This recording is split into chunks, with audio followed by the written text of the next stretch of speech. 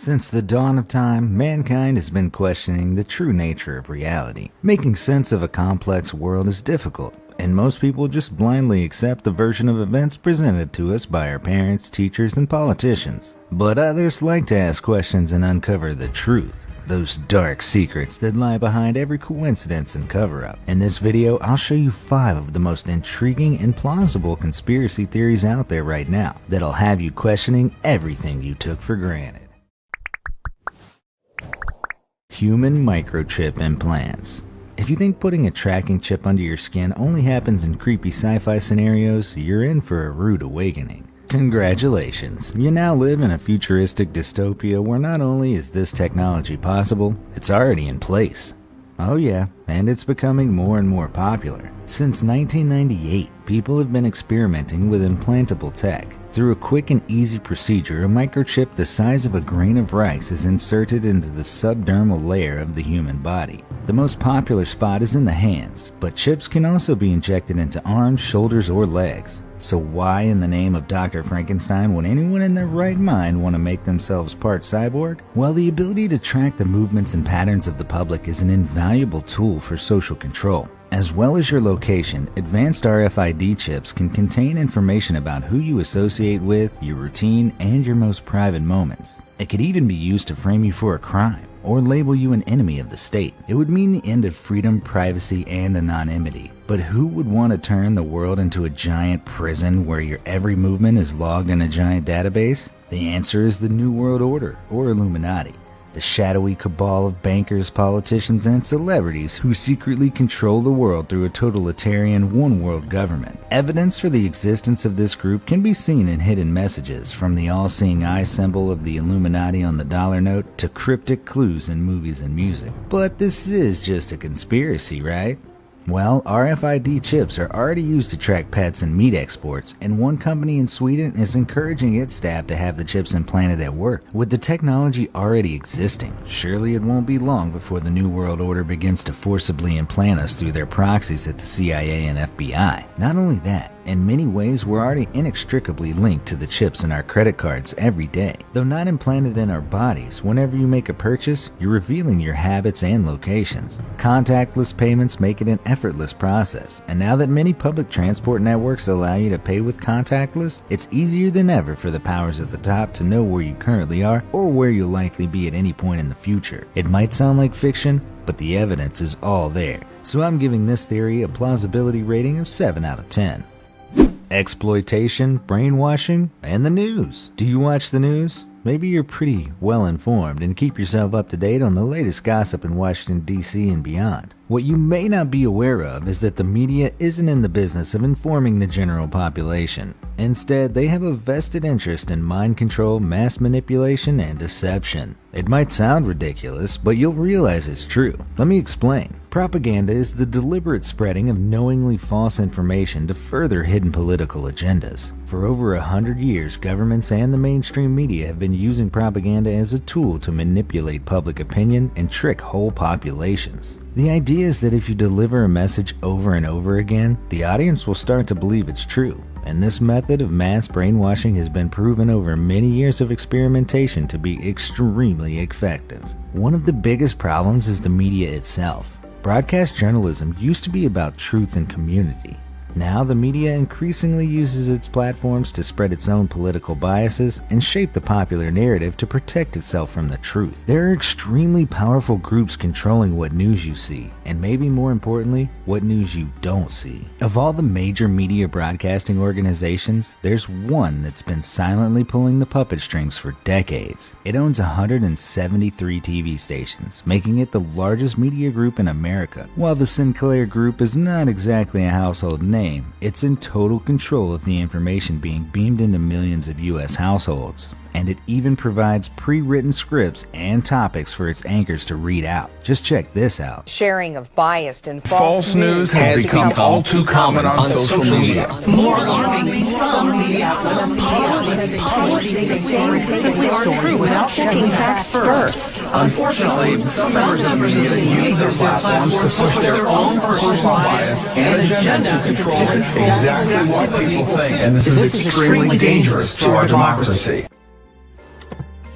In the past, there used to be hundreds of companies controlling TV, newspaper, and radio, but now there are less than 10. These information superpowers are silencing journalists who investigate anything that they deem threatening to their interests. There are many journalists who claim that after exposing a corrupt politician or hidden scandal, they are threatened, bribed, fired, or all of the above. No matter which side of the political divide you're on, we can all agree that much of the news we're bombarded with on a daily basis is an attempt to control, not inform. Of course, some news outlets do still report issues with genuine integrity, but should the media in the land of the free really look like this? With traditional media being challenged by the rise of the internet and people waking up to what's really happening, it's no wonder they're resorting to more and more desperate measures to keep hold of their version of events. And for that reason, I'm giving this theory a likelihood of 8 out of 10. JFK's assassination. Probably the most well-known conspiracy theory concerns the assassination of the 35th President of the United States, John F. Kennedy, JFK. The president was shot and killed in broad daylight on a day that scarred the American psyche. A 10-month investigation by the Warren Commission concluded the murder was a simple case of a mentally disturbed guy with a gun. So why do people think the mafia was involved? Or the US government itself? Since current President Donald Trump released previously classified documents relating to the JFK assassination, the debate has burst back into the public eye. Here's a quick rundown of what happened. The president was in the backseat of an open-top convertible cruising slowly through Dallas. He was calmly waving to crowds of people along his route. Suddenly, gunshots rang out and JFK was struck in the head by a bullet from a high-powered rifle and was killed instantly. It was quickly discovered that the assassin was a former Marine named Lee Harvey Oswald. With the primary suspect in custody and evidence mounting against him, it seemed like a shocking but straightforward case. But by analyzing the details, things get a little shady. It's well known that Oswald shot 3 bullets at JFK from a 6th-floor window. The first one missed, and the third one hit Kennedy in the head, killing him instantly. It's this second bullet that's been the subject of intense debate. According to the Warren Commission's official report, the second bullet hit Kennedy in the neck, exited downward, hitting Governor Connally on the right side of his back, exiting below his right nipple, then entering and exiting his wrist, and then wedging into his thigh.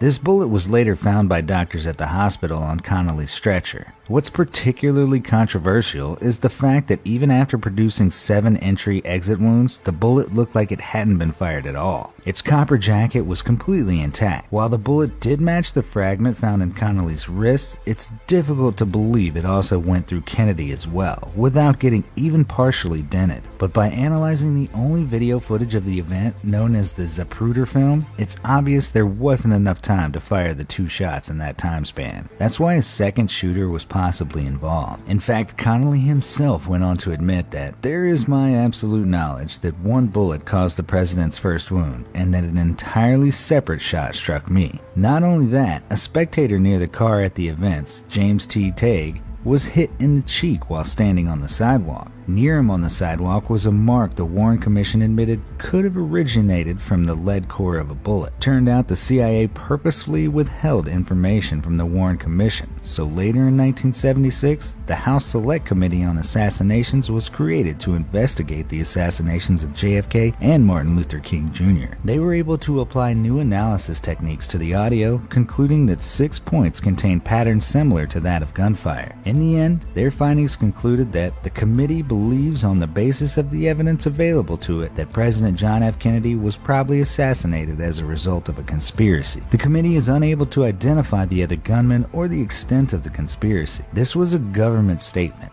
It doesn't get more official than that. So, who would want to kill Kennedy and why? There are countless theories, but if the CIA purposely withheld information, they were likely involved. Many claim they plotted to disband him as he had a different agenda and he refused to offer additional support to their military campaigns. Kennedy and his father also had links to various mobs that claimed responsibility for the killings, so numerous sources exist as possibilities. With the government themselves admitting this one, I'm giving this theory a plausibility rating of 9 out of 10.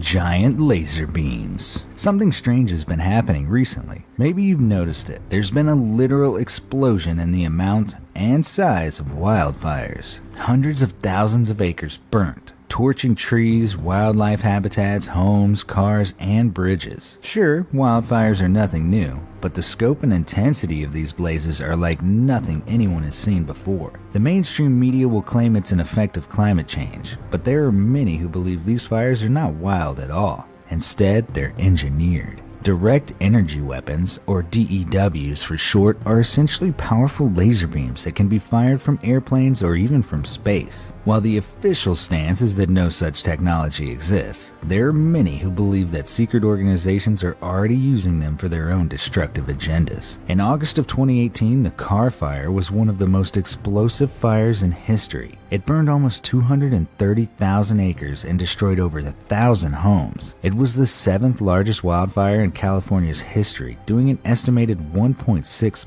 billion in damage. It was reported that the blaze started when a car kicked up sparks into some dry brush. However, there are many things about this fire that point to something unnatural as its source. Photographs on social media showed cars completely melted out, engines and all, sitting right next to unscathed bushes and grass. But how could a natural fire melt metal but not burn the trees next to it? There were trees that seemed to burn unnaturally from within, lit up like glow sticks. Houses seemingly vaporized with no trace left, surrounded by untouched forest. Were they targeted deliberately? Many people reported seeing strange silent flashes in the sky, and that the fire seemed to explode out of nowhere. The Car Fire in August was only a preview. In November 2018, another bizarre and massive fire engulfed California with even deadlier results.